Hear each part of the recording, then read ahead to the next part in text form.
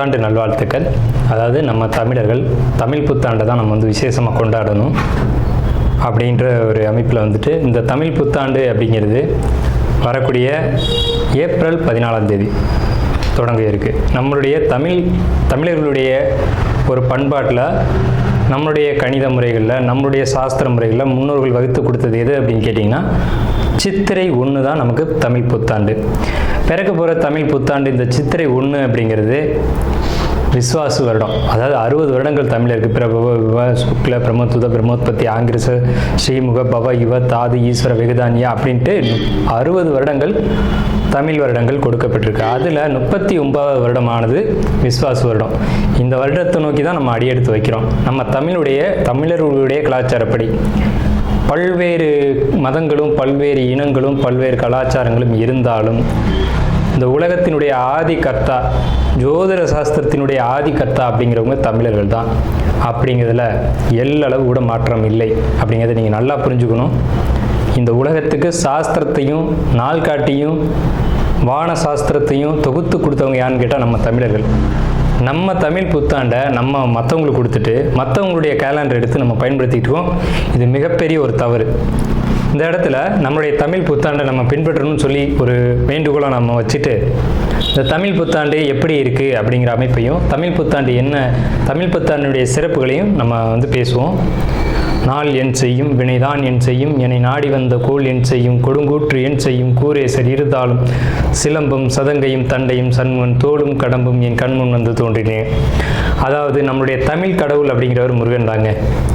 அகத்தியருக்கு தமிழை கற்றுக் கொடுத்தவர் யாருன்னு கேட்டிங்கன்னா முருகன் தாங்க. முருகன் தான் தமிழ் கடவுள். அதாவது அவருடைய பிறப்பு வேணால் நம்ம வந்து சிவன் பார்வதி அப்படி இப்படின்னு நம்ம சொல்லலாம். ஆனால் தமிழுக்கென்ற ஒரு கடவுள், தமிழினுடைய ஆதி கர்த்தா அப்படிங்கிறவங்க யாருன்னு கேட்டிங்கன்னா முருகன் தான். ஸோ அதனால் நம்ம முருகனை வணங்கி நம்ம இந்த பதிவை தொடர்வோம். சித்திரை 1 அப்படிங்கிறது ஏப்ரல் 14 ஆங்கில கணக்குப்படி. ஆங்கில கணக்கை தயவு செஞ்சு யாரும் எடுத்துக்க வேணாம். ஆங்கில நாள்காட்டி தவறானது தான். இது வந்து நம்ம சவால் விட்டே சொல்லலாம். ஒரு 15 நாட்கள் ஆங்கில நாட்காட்டியில் காணாமல் போய் அதை தேடி கண்டுபிடிச்சி அதுக்காக நாட்களை திருத்தின ஒரு வரலாறு நம்ம வரலாறு இருக்குது. நல்லா தெரிஞ்சுக்கோங்க. இன்னையிலேருந்து இன்னும் நூற்றுக்கணக்கான வருடங்களுக்கு கிரகணத்தை ஆதி காலத்திலே குறித்து வச்சுருக்காங்க நம்ம முன்னோர்கள். ஸோ அப்படிப்பட்ட நம்மளுடைய தமிழ் வருடப்பிறப்பான விஸ்வாச வருடப்பிறப்பு எப்படி நடக்குது அப்படின்னு பார்த்தீங்கன்னா, திங்கட்கிழமை அன்னைக்கு பிரதமை திதியில் சுவாதி நட்சத்திரத்தில் வஜ்ரம் நாமயோகத்தில் கௌளவ கரணத்தில் பிறக்க இருக்குது. இந்த சித்திரை 1 தாங்க கேரளாவில் ஐயப்பனுக்கு நடை திறப்பு முதல்ல நடக்கக்கூடிய நாள் அப்படின்னா சித்திரை விசு அப்படின்னு சொல்லுவாங்க. விசு அப்படின்னா சமப்படுத்துதல் அப்படின்னு பேர். சித்திரை விசு அப்படிங்கிறத கேரளாவில் விசேஷமாக கொண்டாடுறாங்க. ஏன்னா நம்மகிட்டேருந்து பிழிஞ்சு போன ஒரு மொழி வந்து மலையாளம் அப்படிங்கிறது. சரி, விஸ்வாசு வருடத்துக்கு நம்ம முன்னோர்கள் என்ன விளக்கம் கொடுத்துருக்காங்க அப்படின்னா, விஸ்வாசு அப்படின்ற சொல் வந்துட்டு நேர்மை, நீதி, செல்வம் அப்படின்னு உயர்ந்த ஒரு அர்த்தத்தை வச்சுருக்காங்க. நம்முடைய தமிழ் மொழிக்கு நம்ம தமிழ்லேயே அர்த்தங்கள் தேட வேண்டிய ஒரு காலகட்டம் வந்தாச்சு. சரி, இந்த விஸ்வாசு வருடம் அப்படிங்கிறது நேர்மை, நீதி, செல்வம் அப்படிங்கிற ஒரு அர்த்தத்தில் வருது இந்த சொல் அப்படிங்கிறது. இந்த விஸ்வாசு வருடத்துக்கு உண்டான பலன்களாக நம்ம முன்னோர்கள் என்ன சொல்லியிருக்காங்க அப்படின்னு பார்த்தீங்கன்னா, விஸ்வாசு வருடம் தன்னில் வேளாண்மை ஏறும், பசுமாடும் மாடும் பழிக்கும், சிசு நாசம், மறையோர்கள் வாழ்வார்கள், மாதவங்கள் மீறுமே, மற்றுலகில் உண்டு மலை அப்படின்னு சொல்லியிருக்காங்க. மற்றுலகில் உண்டு மலை அப்படின்னு முடிக்கிறாங்க.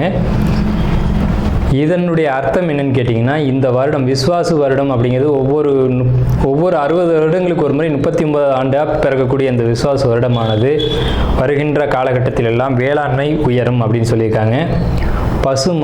மாடும் பழிக்கும் அப்படின்னா நம்மளுடைய பசுமாடுகள் அப்படிங்கிறது நல்ல ஒரு முன்னேற்றத்தை அடையும். மாடு ஆடுகளுக்கு ஒரு நல்ல தீவனங்கள் கிடைத்து அதுவும் நல்ல செழித்து வரும். ஆதி காலத்தில் வந்து மாடை தான் செல்வமாக குறிப்பிட்டிருக்காங்க. இன்றைக்கி வந்து பணம் அப்படின்ற ரூபாய் தாள்களை நம்ம வந்து பணமாக குறிப்பிட்றோம். ஒரு முன்னோர்கள்லாம் வந்து மாடு எவ்வளோ இருக்குது, மாட்டினுடைய அந்த குப்பை வந்து வேஸ்ட்டெல்லாம் எங்கே ஒரு மனிதன் வந்து எங்கே சேகரிக்கிறானோ அதை போய் முதல்ல பார்ப்பாங்கங்க. அதை வச்சு தான் அவனுடைய செல்வம் என்னன்றதை குறிப்பிட்டு பொண்ணு கொடுக்குறதா இருக்கட்டும், பொண்ணு எடுக்கிறதா இருக்கட்டும், இதெல்லாம் நம்முடைய மரபில் இருந்து வந்த ஒரு விஷயம். ஸோ அப்போ இத்தனை மாடுகள் இருந்தால் தான் அவன் செல்வந்தன் அப்படின்ற ஒரு கான்செப்ட் வந்து முன்னோர்கள் நமக்கு காமிச்சிருக்காங்க. அப்படிப்பட்ட பசுமாடுகள் மாடும் பழிக்கும் அப்படின்ற ஒரு வார்த்தையை வந்து அங்கே குறிப்பிட்டிருக்காங்க. சிசு நாசம் அப்படின்ற வார்த்தையை சொல்கிறாங்க. மறையோர்கள் வாழ்வார்கள். மறையோர்கள்னால் யாருன்னு கேட்டிங்கன்னா சமுதாயத்தில் முக்கியமாக இருக்கக்கூடிய பெரியவங்க, மற்றவங்களுக்கு வழிகாட்டக்கூடியவங்க வாழ்வாங்க அப்படின்ற சொல்லியிருக்காங்க. மாதவங்கள் மீறுமே அப்படின்ற ஒரு வார்த்தையும் வருது. மாதவங்கள் மீறும் அப்படின்னா ஒழுக்கக்கேடான செயல்பாடுகளில் மனிதர்கள் நடக்க வேண்டிய காலகட்டங்கள் வரும். ஒழுக்கக்கேடுனா என்னங்க? இந்த விரல் தான் ஒழுக்கக்கேடு, இந்த ஒற்றை விரல் தான். இந்த விரலை வச்சு தான் நம்ம பட்டனை அமுக்கிறோம், காசு வாங்கிட்டு அமுக்கிறோம். இதுதான் மாதவங்கள் மீறுமே அப்படின்றது. ஸோ அந்த மாதிரிலாம் இல்லாமல் மனசாட்சிக்கு துரோகம் செய்யாமல் யார் நீதி பரிபாலனம் செய்வாங்க அப்படின்றத தெரிஞ்சு சரியான வாக்களித்து நல்ல தலைவனை தேர்ந்தெடுக்க வேண்டிய காலகட்டங்கள் அப்படிங்கிறத இங்கே மறைமுகமாக இந்த விசுவாச வருடத்தினுடைய வெண்பா பாடல் அப்படிங்கிறது நமக்கு சுட்டி காட்டுது. இந்த சித்திரை வருட பிறப்பானது மகர லக்னம்னு சொல்லக்கூடிய சர லக்னங்களில் விழுகுது. எப்படின்னு கேட்பீங்க? தமிழனுடைய கணக்குப்படி சூரியன் எப்போது கிழக்கு வானில் உதிக்கிறதோ அதுதான் லக்னம். ஸோ சித்திரை மாதம் 1ஆம் தேதியானது உதிக்கக்கூடிய நேரம் அப்படிங்கிறது கிழக்கு வானத்தில் சூரியன் உதிக்கக்கூடிய அந்த டைம் அப்படிங்கிறது 2:22 அதிகாலை மணி 2:22க்கே சூரியன் கிழக்கு வானத்தில் உதிச்சிடறாரு. அப்போ அது லக்னமாக போட்டுக்கணும், இந்த வருடத்தினுடைய பிறப்பு லக்னமாக போட்டுக்கணும். ஸோ அப்படி நம்ம போடும்போது மகர லக்னம் சர லக்னத்தில் விழுகுது. முன்னோர்கள் சித்திரை 1ஆம் தேதி அப்படிங்கிறத கண்டறிஞ்சு அந்த 1ஆம் தேதி தொடங்கக்கூடிய லக்னத்தை கண்டறிஞ்சு அதுக்கான பலன்களை பஞ்சாங்கங்களில் எழுத ஆரம்பிச்சிருக்காங்க. ஸோ அதன் அடிப்படையில் சர லக்னமான மகர லக்னத்தில் இந்த புத்தாண்டு அப்படிங்கிறது பிறகுது. இது ஒரு விசேஷமான ஒரு விஷயந்தான். ஏன் அப்படின்னு கேட்டிங்கன்னா, அந்த மகர லக்னத்துக்கு அதிபதியான சனி பகவான் ஒரு பலமான ஒரு நிலையில் வருடப்பிறப்பின் போது இருப்பாங்க அப்படிங்கிற ஒரு விசேஷமான ஒரு அமைப்பில் இந்த வருடப்பிறப்பு அப்படிங்கிறது விஸ்வாச வருடம் பிறக்கின்றது. ஸோ இந்த விஸ்வாச வருடம் பிறக்கும் போதே நமக்கு ஒரு நல்ல செய்தி கிடைச்சாச்சு, இந்த வருடம் நன்றாக இருக்க போகுது அப்படிங்கிற ஒரு விஷயம். சரி, இதை சித்திரை மாதம் தான் நீங்கள் தமிழருடைய கலாச்சாரம் அப்படின்னு சொல்றீங்களே, இதுக்கு ஏதாவது ஆதாரம் இருக்கா அப்படின்னு கேட்டிங்கன்னா கண்டிப்பாக இருக்கிறது. புறநானூறு அப்படின்ற ஒரு தமிழ் இலக்கியம் இருக்குது. அதில் போய் தேடி பார்த்தீங்க அப்படின்னா தலைநாள் பூத்த பொன் இணர் வேங்கை அப்படின்ற சொல்லும், கனிவேங்கை நன்னாளே நாடி மலர்தலால் அப்படின்ற வார்த்தை வரும். அதாவது சித்திரை மாதத்தில் பூக்கள் அதிகமாக பூத்து குலுங்கும். அதனால தலைநாள் அப்படின்ற சொல்ல யூஸ் பண்ணுறாங்க. தலைநாள்னா முதல் மாதம் அப்படின்னு, தலை மாதம் கடை மாதம் அப்படின்னு பிரிக்கிறாங்க. கனிவேங்கை நாடி மலர்தலால், கனிவேங்கை நல்லான் நாடி மலர்தலால், அந்த பூக்கள் பூக்கிறதுனால அந்த கனிவேங்கை மாதம் அப்படிங்கிறதையும் தலைநாள் பூத்த பொன் இணர் வேங்கை அப்படின்ற சொல்லும் புறநானூறு அப்படின்ற இலக்கியத்தில் தமிழ் மாதம் முதல் மாதம் சித்திரை மாதம்ன்ற குறிப்பீடு அங்கே இருக்குது. சரிங்களா? வண்ண மலர்கள் பூத்து குலுங்கக்கூடிய ஒரு பொன்னான மலர்கள், பொன் போன்ற மலர்கள்.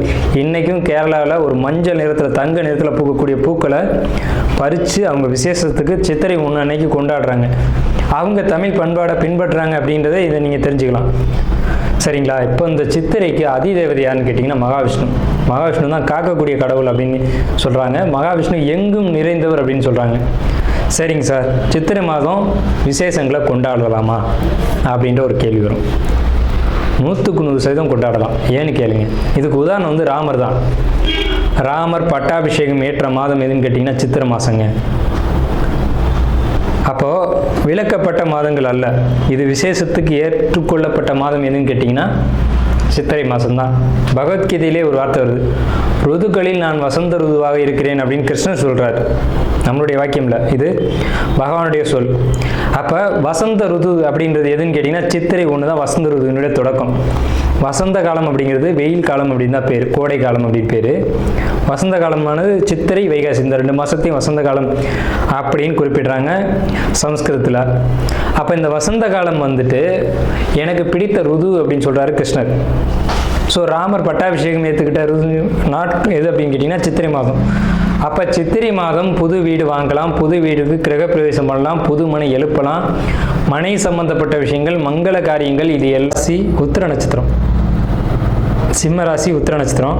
இவங்களுக்கு அவங்களுக்கு இந்த விஸ்வாச வருஷம் என்ன மாதிரி பலன்கள் தருது அப்படின்னு பார்த்தீங்க அப்படின்னா கண்டிப்பாக நல்ல பலன்கள் நிறைய இருக்குது. அஷ்டமச்சனின்னு சொல்லுவாங்க, அப்படிலாம் கிடையாது. வெளியூர் வெளிநாடு பயணங்கள் இருக்கும், அதை கொஞ்சம் தவிர்த்துக்கோங்க. ஏன்னா அது தேவையில்லாத ஒரு பயணமாகவும் அந்த பயணத்தின் மூலமாக சில தொந்தரவுகளும் இருக்கக்கூடும். பெரிய மனிதருடைய உதவிகளும் பெரிய மனிதருடைய சப்போர்ட்டும் உங்களுக்கு கண்டிப்பாக கிடைக்கும். ஜாப் சம்மந்தப்பட்ட வகையில் ரொம்ப கவனமாக இருக்கணும். அதே மாதிரி எந்த ஒரு விஷயத்தை எடுத்துக்கிட்டாலும் எச்சரிக்கையோடு செய்யணும். இந்த ஆண்டு உங்களுக்கு வந்து தொழில் முன்னேற்றத்தை கொடுக்கும் நிச்சயமாக. உத்திரம் 1 பொறுத்த வரைக்கும் சிம்ம ராசிக்கு தொழில் முன்னேற்றம் நிச்சயமாக உண்டு. இந்த சிம்ம ராசியை பொறுத்த வரைக்கும் உங்களுடைய கேரக்டர் எப்படி இருக்கும் அப்படின்னு பார்த்தீங்கன்னா, ரொம்ப நேர்மையான கேரக்டர். சில சமயங்களில் குழந்தைத்தனமான அமைப்புலையும் நீங்கள் இருப்பீங்க. அதாவது நேர்மை தவறி ஒருத்தர் நடந்துக்கிட்டாங்க அப்படின்னா அவங்கள ரொம்ப மோசமான வழியில், அதாவது அவங்க இருக்கிற பக்கம் கூட தலை வச்சு படுக்காத ராசி யாருன்னு கேட்டிங்கன்னா சிம்ம ராசி தான். அதே நேரத்தில் நேர்மையாக ஒருத்தர் இருக்கார் அப்படின்னா அவர் எந்த நிலையில் இருந்தாலும் அவரை அரவணைச்சு போவாங்க. பணம், காசு, பெயர், புகழ் அதெல்லாம் எதிர்பார்க்க மாட்டாங்க. இப்போ இந்த சிம்ம ராசியில் வந்து நிறைய வந்து தலைவர்கள் முக்கியமானவங்கள்லாம் அவதரிச்சிருக்காங்க, அது நமக்கு தெரியும். அப்போ அவங்களுடைய மெரிட்டான குணம் பாருங்கள் எந்த அளவுக்கு இருந்தது அப்படின்றது உங்களுக்கு தெரியும். எல்லாம் உலகத்துக்கு தெரிஞ்ச விஷயந்தான். சிம்மம் அப்படின்னாலே நேர்மை, அப்புறம் வந்து பார்த்திங்கன்னா குழந்தைத்தன்மை அப்படிங்கிறது அவங்களுக்குள்ள இயல்பாகவே இருக்கும். சரி, இவங்களுக்கு வந்து நேர்மை தான் ரொம்ப முக்கியமான ஒரு விஷயமே. இவங்களோட சேர்ந்து பயணிக்கணும் அப்படின்னா நம்ம நேர்மையோடு இருக்கணும். நேர்மை தவறி நடந்துக்கிட்டோம் அப்படின்னா நம்மளை ஒருபோதும் வச்சுக்க மாட்டாங்க, கிட்டே வரமாட்டாங்க. அதாவது ரொம்ப நாள் பழக்கமாக இருக்கும், ஒரு 10 வருஷம் 15 வருஷம் பழக்கம் கூட ஒரு சின்ன செயல்னால அவங்கள தூக்கி எஞ்சிட்டு போகிறது, அந்த ரோசத்தன்மைகள் அப்படிங்கிறதெல்லாம் சிம்மத்தில் வந்து அதிகமாக இருக்கும். பெரும்பாலும் ஒரு குடும்பத்தில் கடைசி குழந்தை வந்து சிம்மத்தில் பிறக்கும். 2 குழந்தை 3 குழந்தை அப்படின்னு பார்த்தீங்கன்னா அந்த 2வது குழந்தையோ 3வது குழந்தையோ சிம்மத்தில் பிறந்திருக்கும். அப்போ சிம்மம் அரசாளும் அப்படின்ற ஒரு அமைப்பெல்லாம் இருக்குது. சரி, இந்த சிம்ம ராசிக்கு விஸ்வாச ஆண்டு எப்படி இருக்குது அப்படின்னா நாம் பார்ப்போம். பொதுவாகவே இந்த 12 ராசிகளுக்குமே விஸ்வாச வருஷம் வந்து ரொம்ப நல்ல பலன்கள் தான் சொல்லியிருக்கு.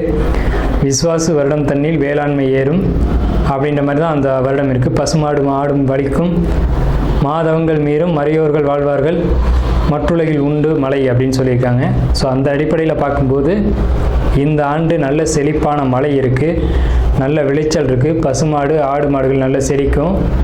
தவங்கள் பண்ணக்கூடியவங்க மட்டும் கொஞ்சம் அந்த ரிஷிகள் ஞானிகளுக்கு மட்டும் கொஞ்சம் இடர்கள் வரும் அப்படிங்கிற மாதிரியும், மாதவங்கள் மீறுமே அப்படின்னு சொல்லியிருக்காங்க. அதே மாதிரி மறையோர்கள் வாழ்வார்கள். மறையோர்கள் அப்படின்னா ஒரு முக்கியமான பெரியவங்க, நீதியை சொல்லக்கூடியவங்க, தர்ம வழியில் நம்மளை அழைச்சிட்டு போகக்கூடியவங்க அப்படின்னு அர்த்தம். இவங்கெல்லாம் நல்லபடியாக வாழ்வாங்க அப்படிங்கிறத சொல்லியிருக்காங்க. ஸோ அப்படிப்பட்ட கான்செப்டில் இருக்கக்கூடியவங்க தான் சிம்மராசிக்காரங்க. எப்போவுமே வந்து ஒரு நீதி நேர்மைக்கான விஷயங்கள், பாரம்பரிய விஷயங்கள் இதெல்லாம் யார் ஃபாலோ பண்ணுவாங்க அப்படின்னா சிம்ம ராசியில் பிறந்தவங்க தான் ஃபாலோ பண்ணுவாங்க. அப்படிப்பட்ட உங்களுக்கு நல்ல பலன் இருக்குன்றதை பாடலே சொல்லிச்சு.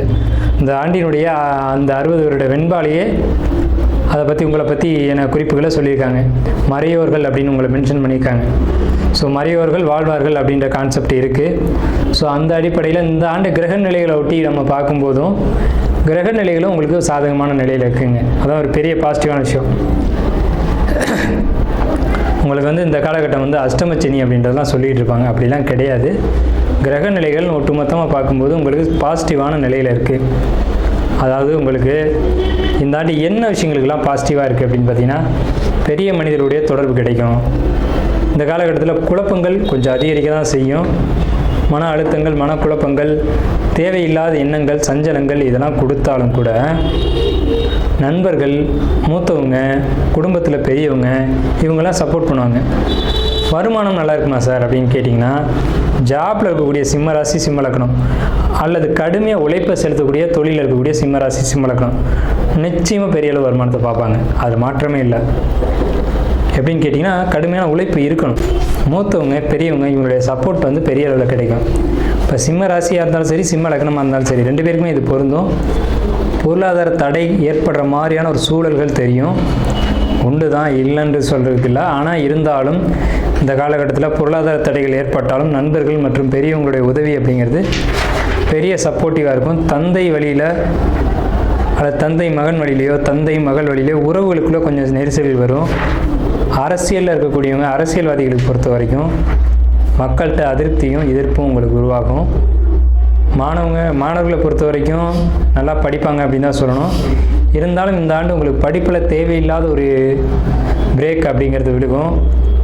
ஸ்கூல் சரியாக போக முடியல அப்படிங்கிற ஒரு கான்செப்ட், உடம்பு சரியில்லைன்னு சொல்லக்கூடியதோ அல்லது ஏதேனும் விபத்துக்கள், தடுமாற்றங்கள், அதாவது ஒரு சின்ன காயங்கள் படுறது, விபத்து ஏற்படுறது, அதனால் நான் பள்ளிக்கூடம் போகலை அப்படின்னு சொல்லக்கூடிய ஒரு அமைப்புகள் அப்படிங்கிறதெல்லாம் இந்த காலகட்டத்தில் உண்டு.